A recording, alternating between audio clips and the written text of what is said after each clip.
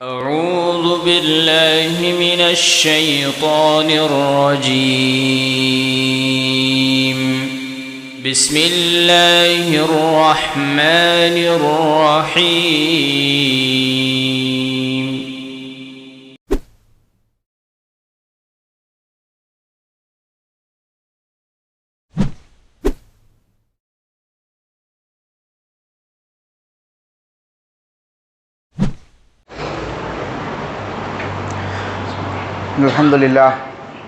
الحمد لله نعبده ونستعينه ونستغفره ونؤمن به ونتوكل عليه ونعوذ بالله من شرور أنفسنا ومن سيئات أعمالنا من يهده الله فلا مضل له ومن يضلل فلا هادي له ونشهد أن لا إله إلا الله وحده لا شريك له وأشهد أن محمدا عبده ورسوله.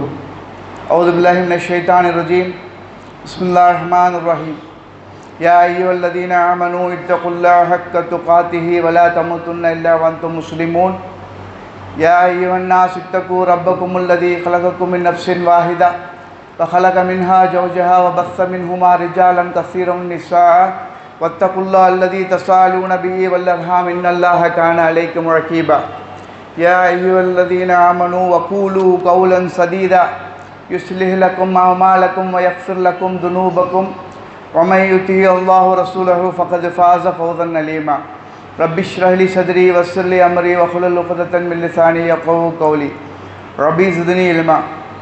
வார்த்தைகளிலே சிறந்தது அல்லாஹ்வினுடைய வார்த்தைகள் என்றும் வழிகாட்டுதல்களில் சிறந்தது அல்லாஹ்வினுடைய தூதர் நபிகள் நாயகம் ஸல்லல்லாஹு அலைஹி வஸல்லம் அவர்களுடைய வழிகாட்டுதல்கள் என்றும் காரியத்திலே மிக மிக கெட்டது மார்க்கத்திலே புதுமைகளை பிதுஅத்துகளை உண்டாக்குவது குல்லு பிதுஅத்தின் லலாலா வ குல்லு லலாலத்தின் ஃபின்னார். ஒவ்வொரு விதுகத்துகளும் வழிகேடுகள் அனைத்தும் நம்மை நரகில் கொண்டு சேர்க்கும் என அல்லாஹ்வினுடைய தூதர் நபிகள் நாயகம் ஸல்லல்லாஹு அலைஹி வஸல்லம் அவர்கள் தம்முடைய ஒவ்வொரு உரையின் போதும் சஹாபாக்களுக்கு நினைவுறுத்தியதை நானும் உங்கள் முன்னால் எடுத்துரைத்தவனாக எனது இந்த உரையினை ஆரம்பம் செய்கின்றேன். பொதுவாக இந்த உலகத்தில் வாழ்ந்து கொண்டிருக்கக்கூடிய மனிதர்களுடைய உள்ளம் எப்படி என்று சொன்னால், எதை விதைத்தோமோ அதுதான் வளரும். நம்முடைய உள்ளத்தில் அல்லாஹ்வை பற்றிய எண்ணம் எப்படி விதைத்திருக்கிறோமோ அந்த எண்ணத்தின் படிதான் நம்முடைய செயல்களும் அமையும்.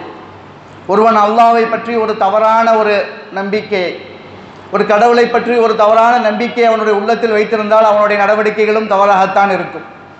அல்லாஹ்வை பற்றிய நல்ல எண்ணம், நல்ல சிந்தனை, நல்ல ஒரு நோக்கம் அவனுடைய உள்ளத்தில் இருந்தால் அல்லாஹ் அவனுடைய எல்லா காரியங்களையும் நலமாக மாற்றி விடுவான். மூன்று விதத்திலே அல்லாஹ் சுப்ஹானஹு வ தஆலாவை பற்றிய உள்ளம் மனிதர்களுடைய உள்ளத்தில் இருக்கும். மூன்று நிலை. ஒன்று, அல்லாஹ்வை முழுமையாக அச்சப்படுவது, அல்லாஹ்வை பயப்படுவது, அவனுடைய தண்டனைக்கு பயப்படுவது. இரண்டாவது நிலை, அல்லாஹ் நமக்கு சொர்க்கத்தை தர வேண்டும், அவனிடத்திலே அவனுடைய கருணை நமக்கு கிடைக்க வேண்டும் என்ற ஒரு நிலை.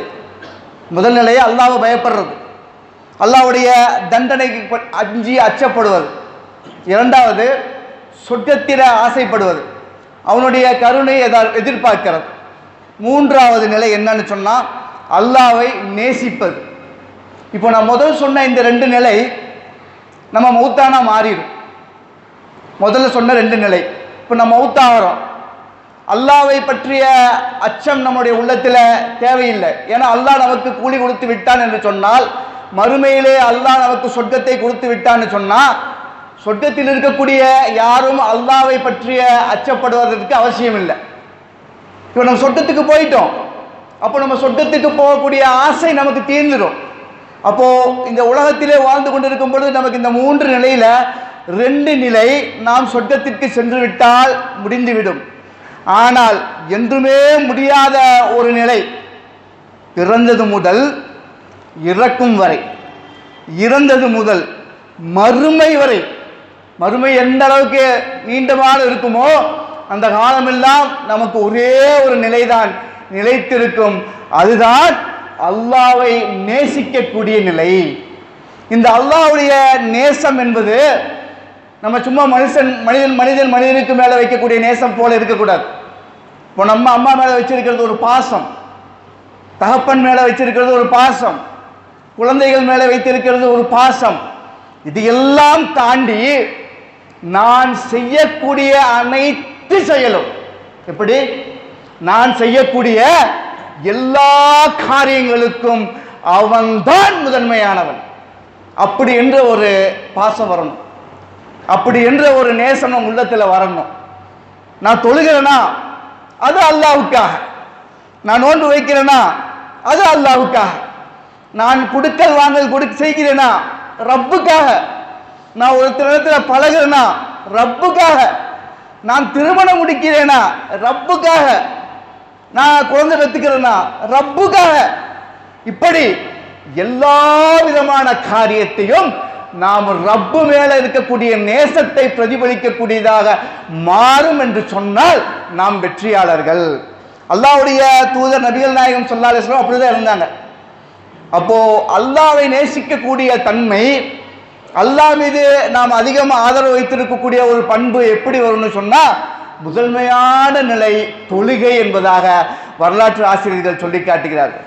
தொழுகை மூலமா தான் நம்ம அல்லாஹ்வை அதிகமாக நெருங்க முடியும். சஜ்தாவின் மூலியமாகத்தான் நாம் அல்லாஹ்வை அதிகமாக நெருங்கிய நம்முடைய தேவைகளை அவனிடத்தில் கேட்க முடியும் என்பதாக சொல்லி காட்டுகிறார்கள். அல்லாஹ்வுடைய தூதர் நபிகள் நாயகம் ஸல்லல்லாஹு அலைஹி வஸல்லம் சொல்றாங்க, என்னுடைய கண்ணினுடைய குளிர்ச்சி தொழுகையில இருக்குது அப்படிங்கிறாங்க. என்ன சொல்றாங்க? என்னுடைய கண்ணுடைய குளிர்ச்சி தொழுகையில் இருக்கு. சர்வசாதாரணமாக பார்க்கிறோம், தௌஹீதை பேசக்கூடிய சகோதரர்கள், தாடியை தொப்பி வைத்திருக்கக்கூடிய சகோதரர்களும் கூட சர்வசாதாரணமாக தொழுகை தானே, மகரிபோட சேர்ந்து தொழுதுட்டா போச்சு, லொஹர் அசரோட சேர்ந்து தொழுதுட்டா போச்சு, பாலக்காடு வரைக்கும் தான் போகிறோம், பொள்ளாச்சி வரைக்கும் தான் போகிறோம், அப்புறம் தொழுதுக்கலாம். இப்படியான அசாட்டையான நிலையில தொழுகை தவறக்கூடிய மக்கள் ஒரு சில பேர் தொழுகிறதே இல்லை. கேட்டேன்னு சொன்னா எனக்கு இந்த பிரச்சனையானது நான் தொழுகை விட்டுட்டேன் பாய் சொல்லக்கூடிய சகோதரர்கள் இருக்கிறாங்க. எங்க அம்மா மௌத்தானதுலேருந்து நான் தொழுகை விட்டுட்டேன், என்னோட வியாபாரத்தில் ஒரு பெரிய நஷ்டம் வந்துருச்சு அதனால நான் தொழுகையை விட்டுட்டேன், எனக்கு பொருளாதாரத்தில் இழப்பு வந்துருச்சு அதனால நான் தொழுகிறதுக்கு எனக்கு மனம் இல்லை, என்னுடைய அல்லாஹ் என்னை சோதிச்சுட்டான், என் அல்லாஹ் எனக்கு கஷ்டத்தை கொடுத்துட்டான். மை யுரீதில்லாஹு பிஹி ஹைரன் யுஸீப மின், அல்லாஹ் சுப்ஹானஹு வ தஆலா யாருக்கு ஒரு நன்மை நாடுகிறானோ அவர்களை கண்டிப்பாக சோதிப்பான். அல்லாஹ் யாருக்கேன்னு ஒரு நலவு நாட வேண்டும் என்று சொன்னால் அவர்களை கண்டிப்பாக சோதிப்பான்.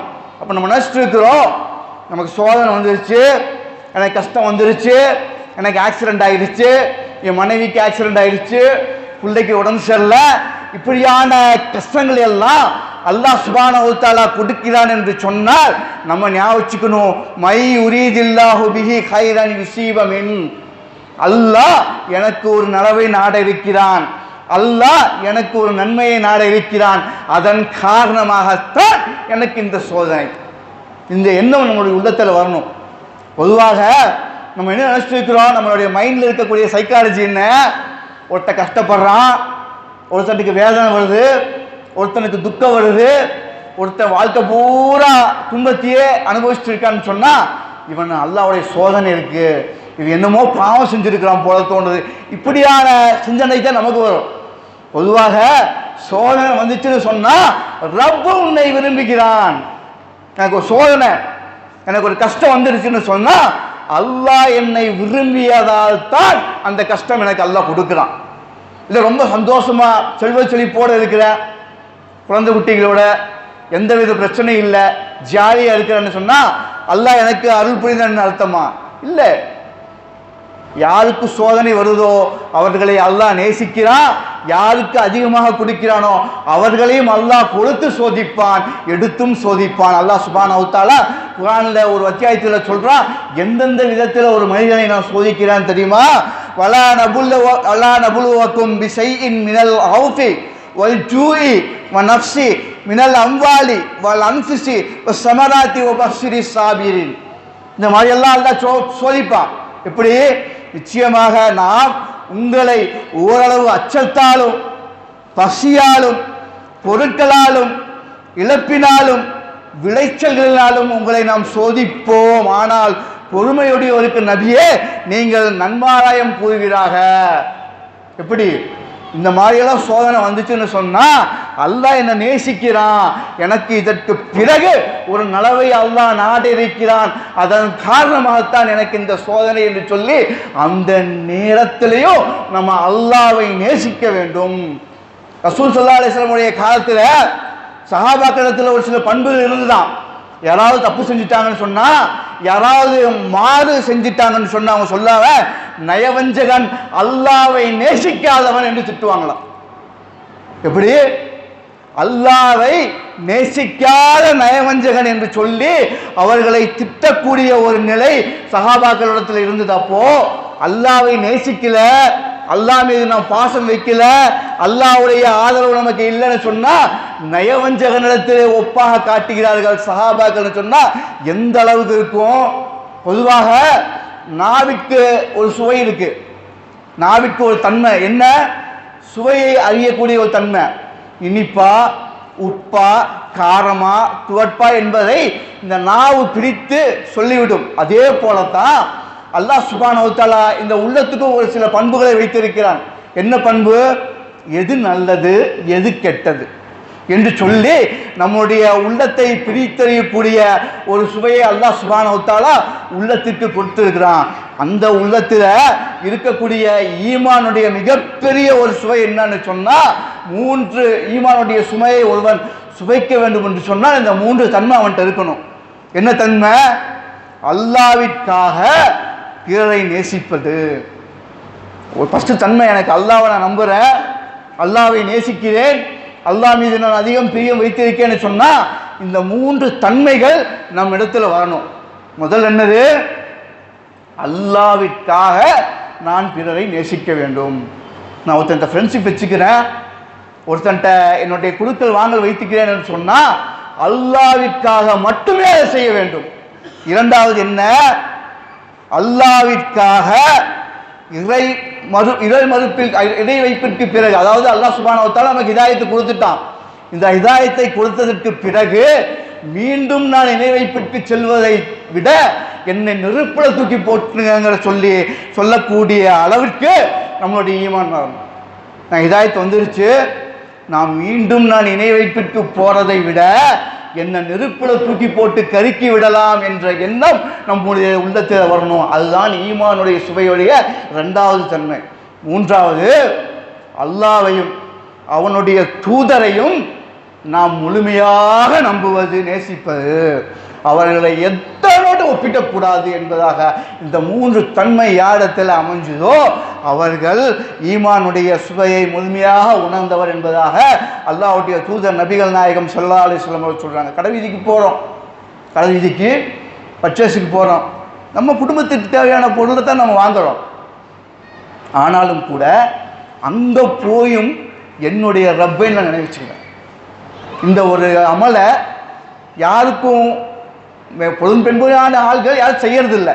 தெரிஞ்சாலும் இதை அசால்ட்டாக சும்மா துவா தானே அப்படின்னு சொல்லி விடக்கூடிய சகோதரர்களை நம்ம பரவலாக பார்க்குறோம். என்னது? கடை வீதிக்கு போய் யார் ஒருவர் நான் சொல்லக்கூடிய இந்த துவாவை ஓதுகிறார்களோ அவர்களுக்கு 10 லட்சம் நன்மை. எவ்வளோ? 1 லட்சம் 2 லட்சம் இல்லை, 10 லட்சம் நன்மை அவருடைய பெயரில் எழுதி வைக்கப்படும். 10 லட்சம் சிறிய பாவங்கள் அவருடைய பட்டியலிருந்து அளிக்கப்படும். என்ன துவா? கடைவீதிக்கு போனாலும் கூட நான் அல்லாஹ்வை நினைக்கிறேன், என்னுடைய ரப்பை நினைத்து கொண்டு தான் என்னுடைய வேலையை நான் ஆரம்பிப்பேன்னு சொல்லி இந்த ஒரு துவா, லா இலாஹா இல்லல்லாஹு வஹதஹு லா ஷரீக லஹு லஹுல் முல்கு வ லஹுல் ஹம்து யுஹ்யி வ யுமீது பியதில் கைரு வ ஹுவ அலா குல்லி ஷைஇன் கதீர். என்ன துவா? லா இலாஹா இல்லல்லாஹு வஹதஹு லா ஷரீக லஹு லஹுல் முல்கு வ லஹுல் ஹம்து யுஹ்யி வ யுமீது வ ஹுவ ஹய்யுன் லா யமூது பியதில் கைரு வ ஹுவ அலா குல்லி ஷைஇன் கதீர். அல்லாஹ்வை தவிர வணக்கத்திற்குரிய நாயன் யாருமே இல்லை, அவனுக்கு இணையும் இல்லை, துணையும் இல்லை. அவனுக்கே அரசாங்கம் உரித்தானது, சர்வ புகழும் அவனுக்கே உரித்தானது. உயிர் கொடுக்கக்கூடியதும் அவனே, மரணிக்க செய்வதும் அவனே. அவனே உயிருள்ளவன், மரணம் அவனை அண்டாது. நன்மைகள் யாவும் அவன் வசமே, அவன் சர்வ வஸ்து மீது ஆதிக்கம் பெற்றவன். இந்த ஒரு துவாவை மனனம் செய்து யார் ஒருவர் கடை தேர்விற்கு போய் ஓதுறாங்கன்னு சொன்னா அவர்களுடைய பாவம் 10 லட்சம் பாவம் அளிக்கப்படும். அவர்களுக்கு 10 லட்சம் நன்மை அவருடைய பட்டியலில் எழுதப்படும் சொன்னா எந்த அளவுக்கு ஒரு உயர்ந்த அந்தஸ்து. யார் இன்னைக்கு செஞ்சுட்டு இருக்கிறோம்?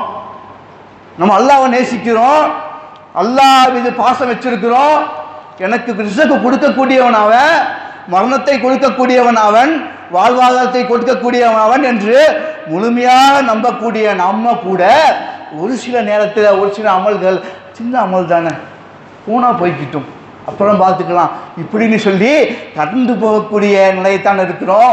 உண்மையாலுமே அல்லாஹ் மீது பாசம் வைத்தால், உண்மையாலும் அல்லாஹ் மீது நாம் நேசம் வைத்தால், நாம் உறங்கினாலும் உறக்கமில்லாத இறைவன் நம்மை பாதுகாப்பான் என்பதற்கு நான் சொல்லக்கூடிய இந்த உதாரணம் இந்த ஒரு வரலாறு மிகப்பெரிய ஒரு உதாரணம்.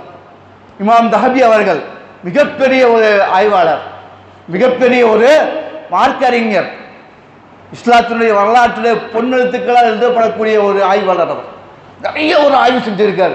அந்த இமாம் தஹபி அவர்கள் தன்னுடைய வரலாற்று புத்தகத்தில் எழுதும் பொழுது இந்த ஒரு வரலாற்றை எழுதுறாங்க. என்னன்னு சொன்னா, ஒரு முறை ஒரு பஜாரில் இமாம் தஹபி நின்றுட்டு இருக்காங்க. அவர்கள் கண்களால் பார்த்த வரலாறு, கண்களால் பார்த்த சம்பவம். இமாம் தஹபி அவங்க கடை தெருவில் நின்றுட்டு இருக்கிறாங்க. ஒரு மனிதன் கத்தி கொண்டிருக்கிறான், சத்தம் இடுகிறான். எல்லா மக்களும் அவனை பார்க்கிறார்கள், கேட்கிறாங்க, ஏன் இப்படி கத்துற, ஏன் இப்படி சத்தம் போடுற? அவன் சொல்றான், உங்களுடைய கவனத்தை ஈர்ப்பதற்காகத்தான் நாம் சத்தம் போட்டோம். ஒரு கையை இழந்தவனாக, அந்த கையின் வழியாக ரத்தமும் சீலும் சிந்தியவனாக நின்று கத்தி கொண்டிருக்கிறான். அப்ப கேட்கிறாங்க, என்னாச்சுப்பா, உனக்கு ஏன் இப்படி, எதற்காக கத்தி கொண்டிருக்கிறாய் என்று சொன்னவுடன் அவன் சொல்லக்கூடிய ஒரு வரலாறு, நான் தான் இந்த ஊரில் மிகப்பெரிய ஒரு பலசாலியாக இருந்தேன், ஜப்பார் என்று நினைத்துக் கொண்டிருந்தேன், அடக்கி ஆள்பவன், கட்டுமஸ்தான உடம்பு எனக்குத்தான் இந்த ஊர்ல வச்சு என்னை பார்த்தா எல்லாமே பயப்படுவாங்க. அப்பேற்பட்ட நான் ஒரு நாள் மதியம் உறங்கி கொண்டிருந்தேன். என்னுடைய மனைவி என்னை எழுப்பி விட்டாங்க. சும்மா கேட்கிறதுக்கோ ரசிக்கிறதுக்கோ அல்ல, நேரத்தை கடத்துவதற்காக சொல்லக்கூடிய வரலாறு அல்ல. நம்முடைய உள்ளத்தில் அல்லாஹ் மீது நம்ம பாசம் வச்சுட்டா, நம்முடைய உள்ளத்தில் அல்லாஹ் மீது ஆழ்ந்த காதலை நாம் வைத்துக் கொண்டால், நாம் உறங்கினாலும் அவன் உறங்க மாட்டான் என்பதற்கு இந்த வரலாறு ஒரு உதாரணம். தூங்கி கொண்டிருந்தான். என் மனைவி என்னை எழுப்பி சொல்றாங்க, மதியம் சாப்பாட்டுக்கு ஒன்றும் இல்லை, போய் ஏதாவது வாங்கிட்டு வாங்க. இவர் போறார், கடை தெருவிற்கு போறார். கடை தெருவுகள் அடைக்கப்படுகின்றன, வாங்குவதற்கு எந்த பொருளுமே இல்லை. திரும்பி வரக்கூடிய நேரத்திலே ஒரு நோஞ்சான், ஒரு ஒல்லி குச்சியாக இருக்கக்கூடிய ஒருவன் கையிலே ஒரு மீனை எடுத்து கொண்டு வந்து கொண்டிருக்கிறான். அவனை நான் பிடித்தேன், அவனுடைய மீனை நான் பிடுங்கினேன். அவன் சொன்னான், காலையிலிருந்து இதுவரை நான் உழைத்ததற்கு எனக்கு கொடுத்த கூலி, எனக்கு கிடைத்த ஒரு சம்பளம் இந்த ஒரு மீன். எனக்கு 4 பிள்ளைகள் இருக்கிறார்கள். நான் வீட்டிற்கு போய் எனது பிள்ளைக்கு இதை சமைத்துத்தான் நான் கொடுக்க வேண்டும் என்று என்னிடத்திலே அவன் மன்றாடினான். நான் ஓங்கி அவனை அடித்தேன். ஏன்? நான் பலசாலி, நான் வீரமிக்கவன், என்னால் முடியும் என்று ஆணவம். அவனை அடித்தேன், கீழே விழுந்தான். அவனிடத்தில் இருக்கக்கூடிய மீனை நான் பிடுங்கினேன், வீட்டிற்கு கொண்டு வந்தேன், அதை சமைத்து சாப்பிட்டேன். இரவு எனக்கு விரல் வலி வந்தது. இரவு எனக்கு விரல் வலி வந்தது. மருத்துவரிடம் சென்றேன், விரலை எடுக்க சொன்னார்கள். பக்கத்தில் இருக்கக்கூடிய விரலுக்கும் வலி வந்தது. அதுவும் சிறிது காலத்திற்கு பிறகு இழந்தேன். மீண்டும் ஒரு விரலுக்கு நோய் வந்தது, அதையும் சிறிது காலத்திற்கு பின் இழந்தேன். இப்படி 5 விரலையும் இழந்தேன். நோய் கொஞ்சம் கொஞ்சமாக எனது கையை அரிக்க ஆரம்பித்தது. எனது கையை இழந்து நான் படுக்கையானேன். என்னை சந்திப்பதற்காக எனது நண்பர் ஒருவர் வந்தார். அன்று நான் உணர்ந்தேன். எனது நண்பரிடத்தில் கேட்டார், என்ன நடந்தது என்று. நான் நடந்ததை சொன்னேன். ஒரு மீனை சாப்பிட்டேன், அதன் காரணமாகத்தான் எனக்கு இந்த நோய். அவன் சொன்னான், இல்லை, நீ மீன் உண்டதற்காக உனக்கு இந்த நோய் இல்லை, நீ அடிச்சு புடுங்கிட்டு வந்தியே அந்த நோஞ்சாண்டிடமிருந்து அவனுடைய வல்துவாதான். அவனிடத்தில் நீ போய் சரண் அடையவில்லை என்று சொன்னால் உனக்கு இந்த நோய் மாறாது. உடனே போறான். இந்த நோய் வந்தவன் அந்த ஒல்லியா இருக்கக்கூடிய நபர், அந்த பலவீனமான நபரை தேடி போறாரு. போன உடனே தேடுறாரு, கிடைக்கல. ஒரு மலை மீது இருந்து அவர் இறங்கி கொண்டே வந்துட்டு இருக்காரு. அப்படியே வந்துட்டு இருக்கக்கூடிய நேரத்தில் அவர் என்ன கூப்பிடுறாரு, யா சையதி, என்னுடைய தலைவனே நீங்க வா அப்படின்னு சொல்லி கூப்பிட்டு, என்ன யார் என்று தெரிகிறதா, எனக்கு உனக்கு அடையாளம் தெரியுதா? அவன் சொல்றா, தெரியல. சொன்ன உடனே, உன்னை அடிச்சுட்டு ஒரு தடவை மீன் வாங்கிட்டு போனேன் இல்லையா, உன்னை தாக்கிட்டு நான் ஒரு தடவை மீன் வாங்கிட்டு போனேன் இல்லையா, அவன் தான். நான் உடனே சொல்கிறான், நீங்கள் தான் அவங்களா, எனக்கு அடையாளமே தெரியவில்லை, என்ன ஆச்சு உங்களுக்குன்னு சொன்ன உடனே நடந்து எல்லாம் சொல்லிவிட்டு அவனிடத்திலே கேட்கிறான், சகோதரர்களே, சிந்திக்க கடமைப்பட்டுள்ளோம். நாம் அல்லாஹ் மீது பாசம் வைத்தால், நாம் அல்லாஹ் மீது நேசம் வைத்தால், நம்முடைய காரியத்தை படைத்த ரப்பில் ஆலமீனிடத்திலே ஒப்படைத்தால் அல்லாஹ் நம்மை எப்படி பாதுகாப்பான் என்பதற்கு மிகப்பெரிய உதாரணம். அவன் கேட்கிறான், நான் உன்னிடத்தை அடிச்சு மீன் வாங்கிட்டு போனேன், நீ என்னடா செஞ்ச, எனக்கு இப்படி ஆச்சுன்னு. உடனே அவன் சொல்லுகிறான், நான் என்னுடைய ரப்பிடத்திலே பிரார்த்தனை செய்தேன். என்ன செய்தேன் தெரியுமா? யார் ரப்பே, யார் ரப்பே, நீதான் காதியுனாக நான் நினைத்திருந்தேன், நீதான் ஆற்றல் படைத்தவனாக இருப்பாய் என்று நான் நினைத்திருந்தேன். என்னுடைய பலகீனத்தை இவனுடைய பலத்தால் நான் கண்டுவிட்டேன். என்னுடைய பலகீனத்தை இவனுடைய பலத்தால் நான் கண்டுவிட்டேன். இவனுடைய பலகீனத்தை உன்னுடைய பலத்தால் நான் காண வேண்டும் யா அல்லாஹ். எப்படி? நான் பலகீனமானவங்கிறத இவனோட பலத்தில் எனக்கு தெரிஞ்சிருச்சு. ஆனால் நீ காதியுன் பலசாலி என்பதை, வல்லமை படைத்திருக்கிறாய் என்பதை இவனுடைய பலவீனத்தில் நான் காண வேண்டும் என்று பிரார்த்தனை செய்தேன். அதனால் தான் அல்லாஹ் உன்னை இப்படி பிடிச்சிட்டான்னு சொன்னோன்னு அவன் கையை பிடித்து மன்னிப்பு கேட்டு கதறுகிறான். அவன் மன்னிக்கிறான். அப்போ நமக்கு ஏதாவது சம்பவம் ஆயிடுச்சு, நமக்கு ஏதாவது துன்பம் ஆயிடுச்சு, அந்த நேரத்தில் நம்ம அல்லாஹ்ட்ட துஆ செய்து நாம் மறந்து விட்டாலும் கூட மறதி இல்லாதவன் ரப்பு, உறக்கம் இல்லாதவன் ரப்பு, அவன் நிச்சயம் தண்டிப்பான். அந்த உறுதி நம்முடைய உள்ளத்திலே என்றென்றும் நிலைத்திருக்க வேண்டும். நாம் வாழும் காலம் முழுவதும் அல்லாஹ்வை காதலித்தவர்களாக, அல்லாஹ் மீது ஆதரவு வைத்தவர்களாக, அல்லாஹ் மீது முழுமையான நேசம் வைத்தவர்களாக வாழ்ந்து கலிமா ஷஹாதத்தோடு வர்ணிக்கக்கூடிய ஒரு பாக்கியத்தை வல்ல ரஹ்மான் நம் அனைவருக்கும் தந்தருள் புரிவானாக.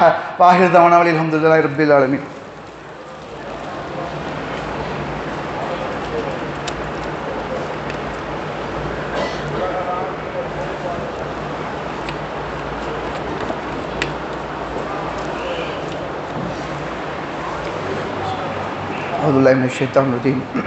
Bismillahirrahmanirrahim. Allahumma salli ala Muhammadin wa ala ali Muhammadin kama sallaita ala Ibrahim wa ala ali Ibrahim innaka Hamidum Majid. Allahumma barik ala Muhammadin wa ala ali Muhammadin kama barakta ala Ibrahim wa ala ali Ibrahim innaka Hamidum Majid. பாசத்திற்குரிய சகோதர சகோதரிகளே, அல்லாஹ் மீது ஆதரவு வைப்பது, அல்லாஹ்வின் மீது நம் முழுமையான நேசம் வைப்பதற்கான உதாரணங்களும் வரலாறுகளும் 1000 ஆண்டுகளுக்கு முன்னாடி 100 ஆண்டுகளுக்கு முன்னாடி இருக்கக்கூடிய வரலாறை சொல்லித்தான் புரிய வைக்கணுங்கிறதில்ல. கண் முன்னே நடந்த சம்பவங்கள் இருக்கிறது. ஒரு உண்மை சம்பவத்தை சொல்லுகிறேன், என்னுடைய ஈமானை அதிகரிப்பதற்கான ஒரு சம்பவம். திங்கக்கிழமை, இந்த வார திங்கக்கிழமை 4 நாளைக்கு முன்னாடி கரும்பு கடையில் அகமது என்று சொல்லக்கூடிய ஒரு சகோதரர், அவரோட பேரை சொல்லிக்கலாங்கிறார். அவர் பாரத் நகர் 3வது வீதி நம்பர் 30 குடியிருக்கக்கூடிய அகமத் என்று சொல்லக்கூடிய ஒரு சகோதரனுடைய பையு காந்திபுரம் போயிட்டு வரும்பொழுது காணாமல் போச்சு. அவர் வந்து தேடுறாரு, அங்கே பார்க்குறாரு, இங்கே பார்க்குறாரு, இருக்கிறவங்க எல்லாம் திட்டுறாங்க. ஏன் அந்த பையில் குழந்தைக்கு தேவையான அந்த குழந்தை பிறப்பு ஆதார் அட்டை, அவருடைய பேங்க் டீட்டெயில்ஸு, ஒரு குரானு, இன்னும் பிற சாமான்கள், இதோடு சேர்ந்து ஒரு கட்டு பணம் அப்படியே வச்சுருக்காரு. ஏதோ ஒரு ரியல் எஸ்டேட் பண்ணி அது வந்த பணத்தை அப்படியே வச்சுருக்காரு. வீட்டில் இருக்கிறவங்க எல்லாம் அவரை திட்டினாங்க, பைத்தியக்காரன், மடையன், உனக்கு கொஞ்சம் கூட இது இல்லையா, அசால்ட்டாக இருக்கிறிய, அந்த பையனா இங்கே பார்த்தேன், அந்த பையன் அங்கே பார்த்தேன், நெல்லி எல்லாம் சொல்கிறாங்க. நானும் கூட அவனை திட்டினேன், அறிவில்லையா, லூசு பையில, பணம் வச்சுருக்கிற, குழந்தையோட டாக்குமெண்ட்ஸ் இருக்குது, பேங்க்கோட கார்டு இருக்குது, இப்படியா சர்வ அசால்ட்டாக இருப்பேன்னு சொன்ன உடனே அவன் சொன்ன வார்த்தை, இன்னா லில்லாஹி வ இன்னா இலைஹி ராஜிஊன், அல்லாஹ் எனக்கு நிச்சயம் அதை தருவான் பை, எனக்கு நம்பிக்கை இருக்குது, எனக்கு நம்பிக்கை இருக்குது, அது எனக்கு எப்படியாவது கிடைச்சிடும்னு சொல்லி காவல் நிலையத்தை அணுகுகிறான். அவர்கள் வேறொரு காவல் நிலையத்திற்கு போக சொல்கிறாங்க. இப்படியே அலைகிறான். செவ்வாய்க்கிழமை இரவு, திங்கட்கிழமை காணாமல் போச்சு. அவனுடைய மன உறுதி அல்லாஹ் எனக்கு தருவான் என்று சொல்லக்கூடிய அந்த மன உறுதி, அல்லாஹ் மீது அந்த பையன் வச்சிருந்த ஒரு நேசம், பாசம். நானும் கூட அவனை திட்டினேன். அவனை சொன்ன, என்னடா அறிவில்லையா, கோமாளியா இருக்கிறையே, பைத்தியக்காரனை இப்படியெல்லாம் சொல்லி திட்டக்கூடிய சூழ்நிலையில் அல்லாஹ் மீது ஆதரவு வைத்தவனாக, அல்லாஹ் மீது பேரன்பு வைத்தவனாக அவன் உறுதியோடு இருந்தான். 2 ரக்காத் தொழுதம் பாய், அல்லாஹ்ட்ட நான் துஆ செஞ்சேன் பாய்னு சொல்றான். செவ்வாய்க்கிழமை இரவு அவனுக்கு ஒரு ஃபோன் வருது, மதுக்கரை மார்க்கெட்ல இருந்து தக்காளி மண்டியில இருந்து நாங்க கூப்பிடுறோம், உங்களுக்காக ஒரு பை காத்துக்கிட்டு இருக்கு, கீழே கடந்ததுன்னு சொல்லி ஒரு குடிகாரர் எடுத்து கொண்டு வந்து கொடுத்துட்டு போனாரு. இதுல நிறைய பணம் இருக்கு, பொருளும் இருக்கு, நீங்க வந்து வாங்கிக்கங்கன்னு சொல்லி புதன்கிழமை மத்தியானம் நுகரு தொழுகைக்கு பிறகு நானும் அந்த சகோதரனும் மதுக்கரை மார்க்கெட்டுக்கு போறோம்.